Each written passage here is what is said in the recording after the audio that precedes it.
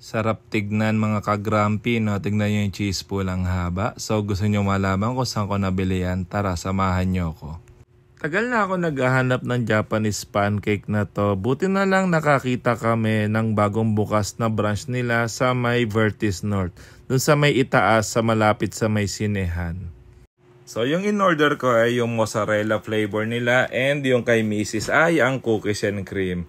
Pero alam nyo naman parehong akin lang yata yan mapupunta. Titikim lang si Mrs. So excited na ako.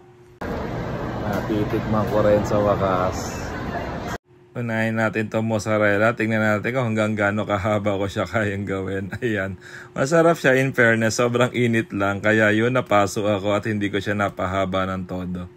Si Mrs. naman tuwan-tuwa rin sa kanyang cookies and cream. Tignan nyo kung gaano siya kasaya. Habang ina-attempt na mag-cheese pull. Ayan, second attempt na paso din yata siya. Tignan nyo kung gaano siya kasaya sa ginagawa niya. So hanggang dito na lang muna hanggang Grumpy's. Enjoying ko lang to. Bye-bye!